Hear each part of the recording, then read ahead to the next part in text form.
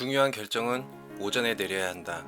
심리학자들은 죄수들의 가석방 여부를 결정하는 판사들을 관찰하였습니다.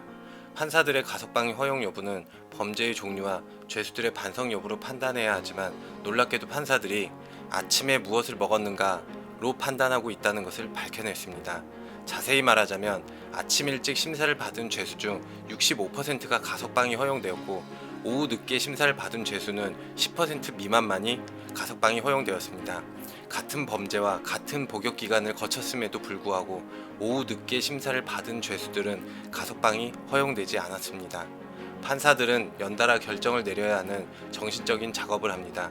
그때마다 그들은 의지력의 핵심 성분인 포도당을 소모합니다. 포도당이 고갈되어 가면서 판사들은 덜 위험한 선택을 하게 되고 가석방 결정을 유보하거나 회피를 함으로써 죄수들을 안전하게 감옥에 남겨두었던 것입니다. 결국 아침부터 에너지를 소모하고 오후 늦게 중요한 결정을 내린다면 올바른 결정을 내릴 수 없다는 것입니다. 이 실험은 의지력의 재발견이라는 책에서 결정에 관한 부분이었습니다. 결정을 잘 내릴 수 있는 방법을 찾기 위해 결정, 흔들리지 않고 마음먹은 대로 라는 책을 보았습니다. 하지만 문화적인 차이와 포커를 모르는 저에게 애니 듀크가 말하는 내용이 100% 전달되지 않아 추가적인 내용과 함께 이해가 쉽도록 재편집을 했습니다. 다음의 예에서 세 가지 큰 깨달음을 얻을 수 있습니다. 자신이 알고 있는 것이 확실하다는 믿음을 버려야 한다. 다른 사람의 관점에서 바라봐야 한다. 결정을 내기하듯 생각해야 한다. 용한 점집에 연애 문제로 점을 보러 갔습니다. 그분은 저에게 그 여자는 어장관리하는 여자니까 만나지 마 라고 했습니다. 하지만 저는 믿지 않았습니다. 왜냐면 예쁘고 몸매도 좋았기 때문입니다. 저녁에는 부모님 때문에 통화가 안 되고 주말에도 회사가 바빠서 못 만나도 저는 친구들의 충고를 듣지 않았습니다. 결국 여자에게는 다른 남자가 있다는 것이 밝혀졌고 선물했던 돈만 날렸습니다. 이 여자는 안 그럴 거야 라는 나만의 믿음을 버리지 않았기 때문에 잘못된 결정을 내린 것입니다. 한 친구가 좋은 아이템이라며 사업 이야기를 했습니다. 저는 그 분야의 전문가도 아닌데 그것이 안 될 100가지 이유를 순식간에 말했습니다. 반대로 내가 생각한 아이템은 장점만 말했습니다. 사업에는 아이디어만 존재하는 것이 아니라 자금, 인원, 영업, 마케팅 등등이 포함되어 있는데 오직 이 아이디어가 모든 것을 해결해 줄 수 있는 것처럼 생각한 것입니다. 친구가 어떤 고민을 이야기하는 즉시 사람은 자동적으로 비판적인 입장이 됩니다. 오디션 프로그램처럼 심리적으로 친구보다 우위에 서게 되어 냉정하다 못해 오히려 비관적으로 바라봅니다. 마치 넌 아직 아무것도 몰라 라는 식으로 숨겨져 있는 아주 작은 결점까지도 크게 부각시켜 조언을 합니다. 그래서 좋은 결정을 내릴 때는 자신만의 믿음을 버리고 다른 사람의 고민처럼 생각해야 합니다. 그 여자의 뒷조사도 했어야 하고 내 사업 아이템의 단점도 알아야 합니다. 나의 믿음 속에 불확실성을 던지면 객관적으로 상황을 바라보고 더 나은 의사결정을 할 수 있습니다. 또 다른 방법으로 자신에게 내기할래? 라고 질문하는 것입니다. 그 여자에게 남자가 있는지 내기할래? 라고 친구가 물어봤을 때 저는 순간적으로 진짜 없나? 라고 생각했습니다. 자신의 믿음이 확실한지 스스로 묻게 되어 있습니다. 그래서 어떤 결정을 내릴 때 베팅하듯 내기할래? 라고 하며 믿음이 확실한지 확인하게 되었습니다.